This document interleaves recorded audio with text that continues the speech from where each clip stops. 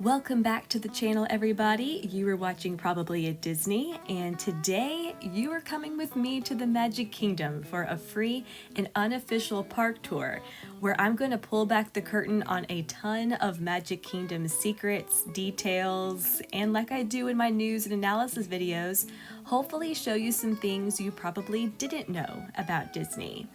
Now, I'm not going to cover everything. I don't even think that's possible since the Magic Kingdom is just layer on top of layer of storytelling, theming, and history. It's like an archaeological dig. Nor am I going to spoil everything you learn on the Magic Kingdom's actual Keys to the Kingdom tour. Not only can I not show you the utilidors, but this is my unofficial version. And hopefully you'll learn some info you can't elsewhere. But with that being said, it is time to hop off the bus and begin our Magic Kingdom tour. So we're kicking off this tour outside of Magic Kingdom, or I should say, our personal movie theater. Before building Disneyland, Walt Disney was in the movie business, and his Magic Kingdom parks are designed to subconsciously replicate the movie theater experience. For instance, as you pass through the tunnel, you see movie posters of coming attractions or your own cinematic experience that you can choose. And if we head up to the second floor of the train station, we can see more of this, from the red sidewalks, whose color was specially chosen by Kodak to look the best in vacation photos, and which also serves as a guest red carpet into their movie. And just like a movie theater, the first snack and smell you encounter is hot buttered popcorn. And if we head inside the second level of the station, we'll see some other movie references, like these mutoscopes, which were early motion picture devices where a viewer turns a crank to see a mini movie. And wouldn't you know it, but there's even some Star Wars history here. The robot in Metropolis, and which has a mutoscope, actually inspired the original design of C-3PO. Now, another way Magic Kingdom is like a movie theater is the credits. It's a well-known fact that the windows on Main Street USA display the names of Imagineers and others who contributed to Walt Disney World.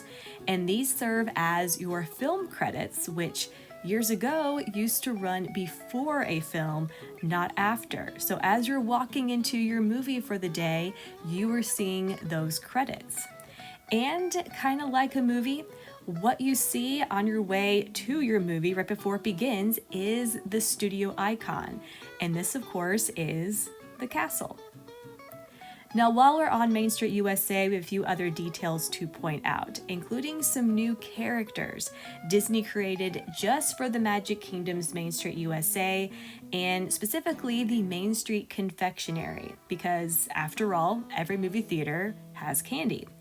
And according to this Main Street story, these individuals competed in the Sweetest Spoon competition, and Disney even created bios for these characters that are on display inside the bakery. But there's also some real history here.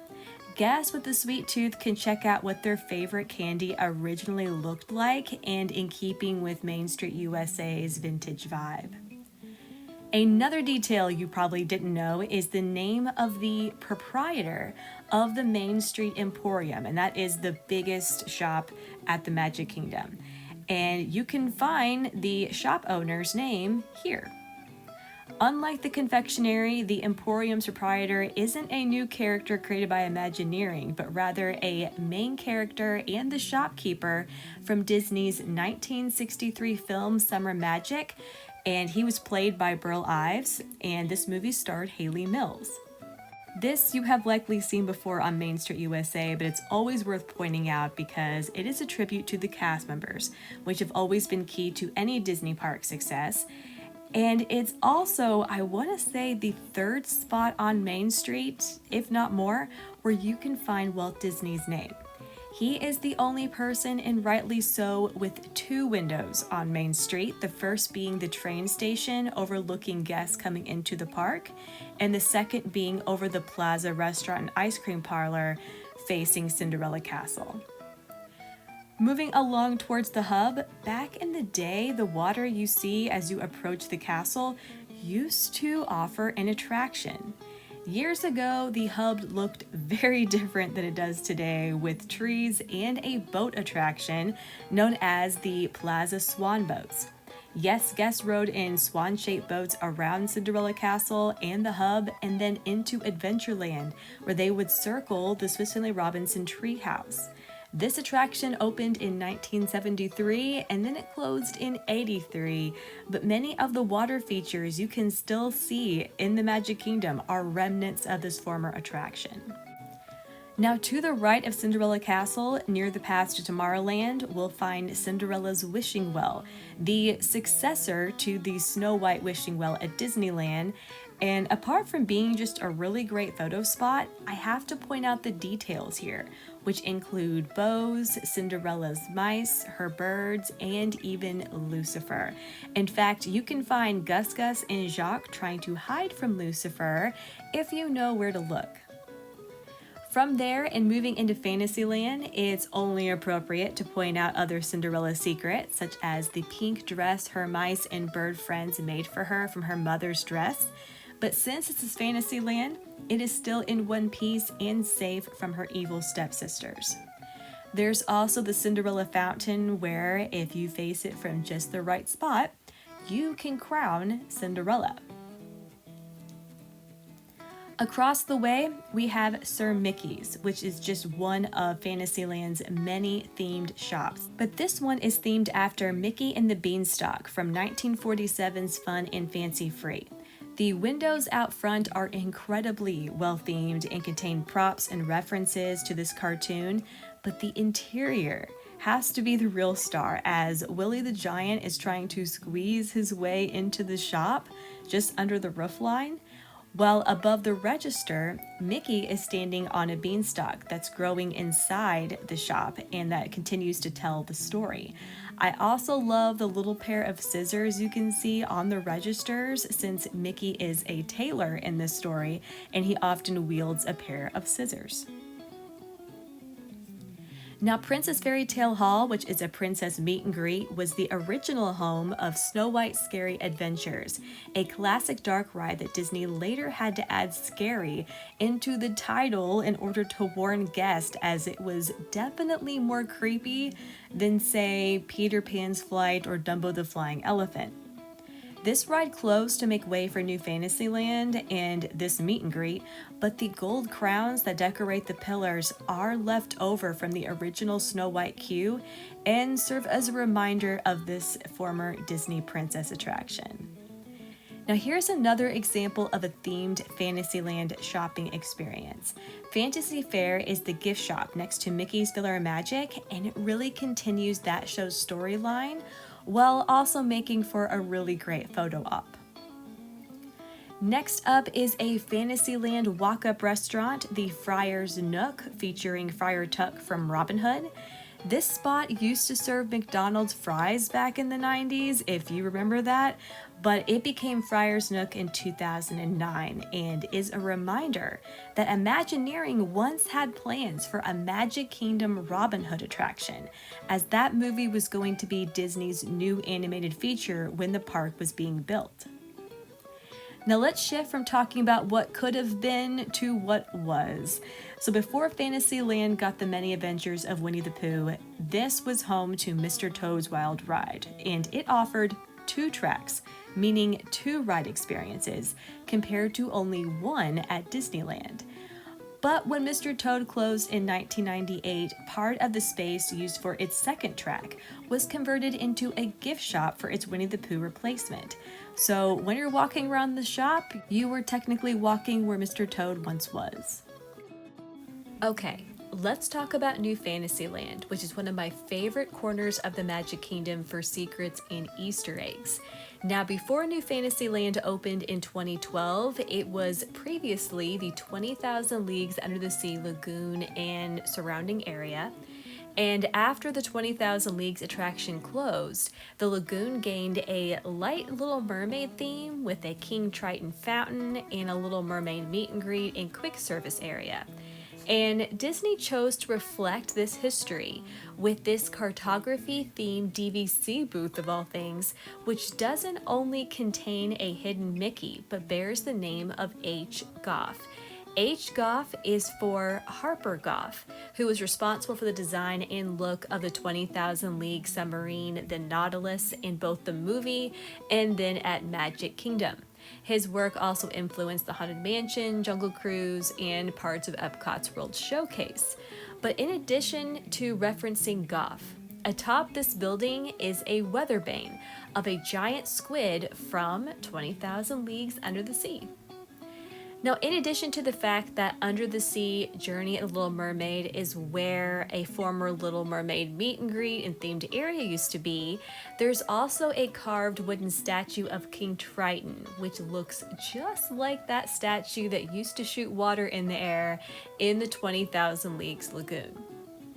Over at Storybook Circus, the Casey Jr. train cars reflect the larger history of the Walt Disney World Resort, as the number on each car represents the year a Walt Disney World park opened. For instance, we have 71 for 1971, the year Magic Kingdom opened, 82 for 1982 when Epcot opened, 89 for 1989 in Hollywood Studios, and then 98 for 1998, which is when Animal Kingdom first opens its doors. Moving back into the main part of Fantasyland, Pinocchio Village Haus is home to a number of secret details, from its views into It's a Small World to the balcony outside where guests can sit with views of the land, to a hidden character, which is really fun for kids to spot, and that is Figaro from Pinocchio, and who, interestingly enough, is also Minnie Mouse's pet cat. Another hidden Fantasyland character is just across the way and above the queue for Peter Pan's flight, and that is a weather vane inspired by Peter Pan's Tick-Tock Croc. And in my thinking, these themed weather vanes are a reflection of Disneyland, because Disneyland Park in California has a lot of themed weather vanes just like this. Now, while we're talking about Peter Pan's flight, I want to point out this mural of Neverland, which is an island, just how England, which is where Peter Pan begins, is also an island. And I want you to hold that thought, because I'm going somewhere with that. We'll get back to it in just a second. But before we transition out of Fantasyland, we have to talk about the Tangled bathrooms, because this space is jam-packed with references to Tangled, as well as hidden Pascals and fun details like these bathroom signs, Flynn Rider's satchel, Rapunzel's frying pan. And while the Florida sun has really done a number on this detail, it is still here, just faded, and that's crates of apples for Maximus, which you can see he's already broken into. But you should also know, if you don't already, that the Tangled bathrooms stand where the old Magic Kingdom Skyway station once stood. And some fans have pointed out that the floating lanterns kind of sort of resemble the old Skyway buckets and pay tribute to that. That one, in my opinion, is in the eye of the beholder, but stick around because I will show you where you can still find the Tomorrowland Skyway station when we get to that land. I hope you remember what I said about Peter Pan's Neverland in England being both islands, because as I've shared in a past video, part of the Magic Kingdom is laid out so that guests are not only time traveling through history, but also through geography. So Fantasyland, especially this side of the land, is inspired by Europe, with Peter Pan's flight, or England, being the last country you visit as you make your way across the Atlantic, represented by this tunnel, and on the other side arrive in New England and Liberty Square. And to further hit home this detail, the Columbia Harbor House seating area above the tunnel, which is the Atlantic Ocean, even has maps on the wall of Great Britain. So welcome to Liberty Square, where I could easily dedicate an entire video to this land alone because it has so much detail, and its real star is how intentional Imagineering went with its design and commitment to historical accuracy. But for today, I'm just going to cover a few, beginning with the Paul Revere window, which has 2 lanterns on display where the message was 1 lantern if the British were coming by land and 2 if by sea. Also, all the music you hear in Liberty Square was composed with instruments that only existed during the colonial period, and all the flowers and landscaping you see throughout the year is, appropriately, always red, white, and blue.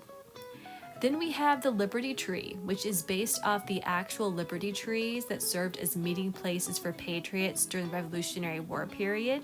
But for Liberty Square's Liberty Tree, it has 13 unique lanterns hanging from its branches, 1 for each of the 13 original colonies, and the tree itself is actually from this property that Walt Disney purchased for Walt Disney World.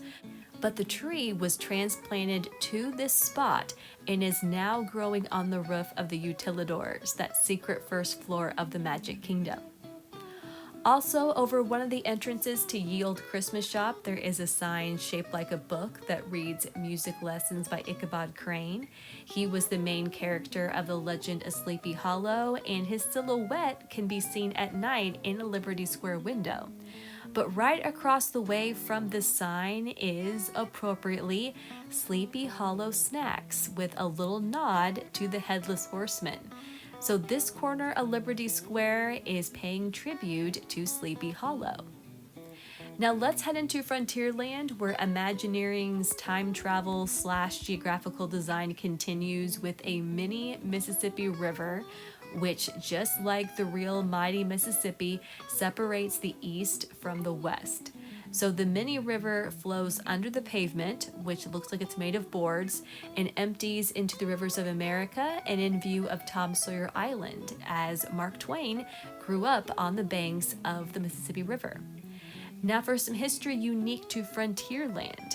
Disneyland's Frontierland largely centered on the success of Davy Crockett, with one of the biggest souvenirs in the 1950s being a replica coon skin cap. And even today at the Magic Kingdom, guests can still buy a Davy Crockett coonskin cap at Big Al's. Another detail you may miss are the elevated wood plank sidewalks in Frontierland, and they actually look like you would find in towns in the Old West, and that's because people walked on elevated platforms or sidewalks due to all of the dust and the lack of sanitation. You will also see hitching posts in front of the stores because instead of parking your car outside a store back in the day, you would need to tie up your horse. And again, as you walk the length of Frontierland, know that you are traveling farther and farther west. That's why the buildings begin to look different. The buildings that are farthest away from Liberty Square actually completely abandon the log cabin design and have more of that Old West look, because timber was less easy to come by the farther you went and as the terrain began to change. Moving into Adventureland, we're going to start at the Swiss Family Robinson Treehouse, where this classic attraction storyline has spilled out into the land and in a really subtle way. So like the treehouse itself, the seating area next to it and across from Sunshine Tree Terrace is built from pieces that the family salvaged from their shipwreck.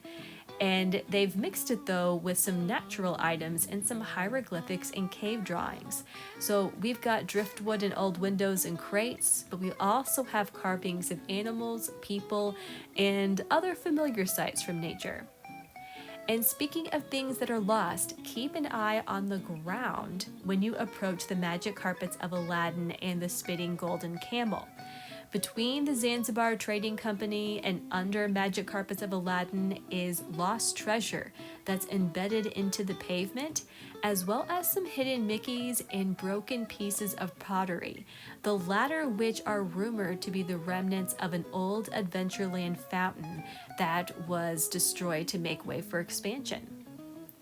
Whether you want to believe it's from the Cave of Wonders or lost pirate treasure is up to you, but it's a fun detail to look for, and kids will really enjoy looking for treasure containing those hidden Mickeys.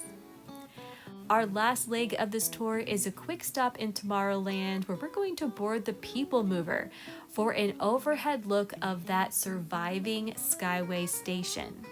So back in the day, the Skyway traveled between Fantasyland and Tomorrowland, and guests who boarded in Fantasyland would have to disembark in Tomorrowland and at a very modern station next to Space Mountain. Back then, the station was 2 stories tall with a covered second level for the Skyway buckets and also had a decorative waterfall. Today, that second floor and the waterfall has been removed, but the first level still exists and has been turned into a bathroom. But this view from the People Mover offers an idea of what it felt like approaching the Skyway station from above, and it's cool to know that a little bit of old Disney history lives on here. So that concludes my unofficial Magic Kingdom Keys to the Kingdom tour. I hope you may have learned something you didn't know about the park, and if you did, please let me know which secret or detail surprised you most. Do you have a secret or a bit of information to share, and would you like to see more of these videos? I would love to know your thoughts. Also, I would so appreciate if you would consider giving this video a like and subscribing to the channel. It would truly make my day. But regardless, thank you for coming along with me, and I hope you have a magical day.